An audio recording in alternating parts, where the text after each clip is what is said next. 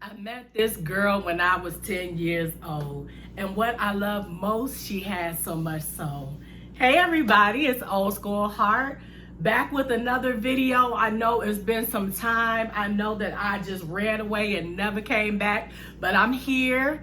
I'm doing well. I hope you guys are doing well. I hope that you guys have escaped COVID-19 into your home. I hope it has not entered your home at all. I hope as we go through this transition of fighting more for equality and justice and dealing with the Black Lives Matter movement, I hope that you have found time for yourself to ground, to meditate, to spend time with your family, to drink water, to eat, to do certain things. I hope that you've had time to do so.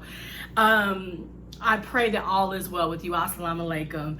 So, man, it's been a long time, right? Like, it's been a long time, and you know, so many things have happened. So many things are happening. You know, I don't want to get into what's going on with me so much, but you know, I moved back from Tennessee to Chicago, and I've been here for a couple of months.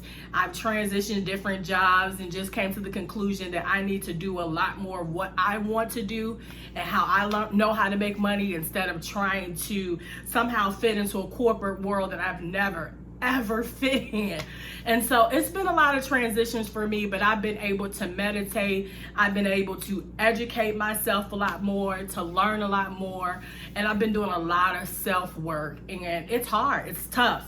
It's messy, it's dirty, and that's exactly what's going on with the Black Lives Matter movement. You know, we have the Karens going wild. We have officers killing people all over the place.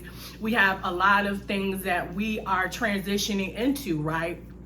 And one of the things that I wanted to talk about, and I wanted to make it brief and quick, I'm going to try to start doing like 5-minute or 6-minute videos. But one of the things that I wanted to discuss that I think that we need to pay more and more attention to is this demand for actors, Black actors, actresses, rap artists, singers, all of these people that we call celebrities or famous people, this idea that they must speak up during this time. I really wanted to discuss that because I've been seeing a lot of that. If they don't speak up, they need to open up their purse, right? If they don't speak up, they need to make sure that they're doing something. So a lot of these people and these artists, you have are joining conversations and being a part of conversations that in reality, they don't have the depth, they don't have the education, they don't have the research to be a part of these conversations. Now, here's what I'm saying. You know, I think a lot of times we put actors on this pedestal, we put famous people on this pedestal, right? They know more than us, right? They have more money than us, and so they can provide better context as to what's going on, you know? So when it's time for conversations to happen, what you'll see the media do is use these people to speak for us people who are here down below doing the work, live the life and different things like that. Now, that would be fine if these people were educated on the issues, that they researched, that they knew what was going on, if you know, they participated in roundtables and different things like that, looked at YouTube people who are activists in the, you know, in the YouTube community or in the community period, just to see what's going on.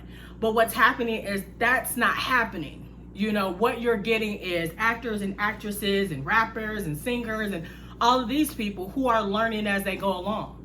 You know, they're looking at the same YouTube videos trying to figure it out. And some of them are getting them from not so good places, right? You know, you have rapper T.I. who's listening to Jay Morrison's robbing people out of their money. You know what I'm saying? With the Tulsa real estate fund. You know, you have him, you know, going on TV during a press conference where Keisha acted a damn fool, and you have T.I. sitting there saying that Atlanta's Wakanda and not realizing that, you know, Atlanta has been going through a lot. You know, they have one of the highest eviction rates in the United States of Black people. So there's something going on there, you know, as far as base salaries and different hourly pay. Atlanta is very low on hourly pay and things like that. So, you know, the thing is that, we're demanding, we're asking for these people to speak up and to say something. But we have to realize when we do that, we're going to be easily let down, right? We're easily going to be let down because these people don't have the depth. They may have experiences, but they don't have the depth that's required to have these conversations. And you say, Old School Heart, what do you mean by that? What does that mean? Meaning, if there's a discussion on race, you can address the experiences that you've dealt with race, right? You can do that. But when it's time for the question of, well, what do you think needs to happen? Your only response can't be, well, we want to stop the killings, the police cop killings, right? There's so much more that the African American, Black people, ADOS people need, right? So, one of the biggest things that we need is reparations. We are old. We are supposed to receive what we are owed. Our family did work for free, and we gonna run us our money. So that's one of the things we need. We need better education that focuses on the experiences of Black lives, Black children, what they require. So education is very, very important. Psychotherapy, therapy in general, psychology, focus on Black people, more Black teachers in the school, since we do have more so white women in the school. I mean, there's so many things that you can come from. If you were a reader, if you were a researcher, if you were involved in the roundtables.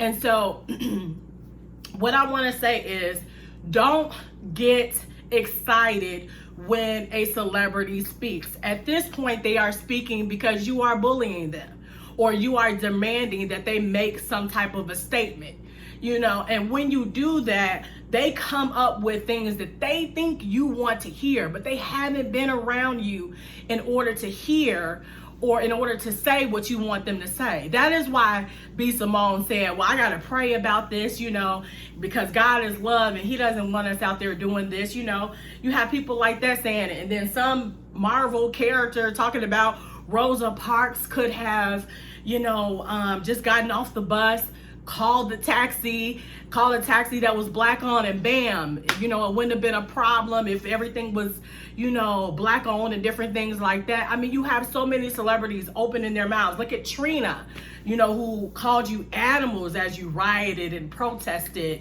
And you have Shekinah, who's crying over Gucci. Don't expect these celebrities to give you any depth if you know them not to be that type of a person. If they've never given you or referenced you a book, and not just any book, some of our culturally relevant books, if they haven't referenced any of that, if they haven't spoke out on issues prior to Black Lives Matter, I don't think this is the time for them to ask or to be a part of these discussions. Let them sit back, let them learn, let them digest all the information that's coming at them. Let them grow. Okay, and let the people who are activists, who have been working on the front lines, who have been doing the work, who have been giving the information, let those people speak. That is what I'm saying. Let those people speak. And not only that, we also have to realize that these actors and actresses, rap artists, singers, all of these people, right? Most of them, if not all of them, because I can't say all of them because some of them are from different countries. Most of them are American descendants of slaves themselves. Most of them are. So they are also swallowing and have experienced racial injustice and inequality. They've experienced it themselves. They just so happen to have been chosen to evolve and make money. That doesn't mean that it takes them out of their family members, their ancestors being slaves as well. Okay, so this whole demand to open up their purse and different things like that, to me, it doesn't make any sense for them to do that. If they want to, they can, but they are a part of our group, and we need to understand that they are a part of our group. But we also need to understand is that we can advocate for ourselves. We know what's going on in our hoods. We know what's happening around us. I was just telling somebody the other day, it's so unfair that where I live at, the railroad and the trains, they will stop in our area for an hour and inconvenience people that need to pick up their kids, people that need to go home to their kids, people that want to go home from work. And it happens every day. And I remember making a complaint years ago and calling the news station and saying, this is terrible. This is enough. I want it to end. And our communities, it stops. It doesn't stop in the northern communities with the white people. It stops over here by us. That's a problem. And so as we go through this moment or this period, and I hope it doesn't end, my prayer is that it doesn't end, but then again, it begins with me and I need to talk it as I walk it. So this is to myself, I'm not gonna have it end. But as we go through these moments, don't get your hopes up that these people that you've adored through their music, through their writing, through their influence on TV, that they're going to have the depth, they're going to have the education, they're going to have the research to speak for you. Only you can speak for you. So I didn't want to make this video super long. I'm so sorry that I did, but I was on a roll and I didn't want to stop, y'all. I'm back though, y'all. I really am. And I really want to hold a discussion. If you have any questions, if you want to be a part of the discussion, leave your comment below. I love to hear it. I miss you guys so much. What do you guys think about, some of the comments that have been made? Have you written these people off? Do you think that there is a way to get to these people so that they understand the conversation and they understand what's going on? Do you see them as willing to do that? Those are the questions today for our cultural conversation. So I love you guys. I miss you guys so much. I'll be back to you at least by July 5th. I'll be back to you with something else. But you guys have a great day.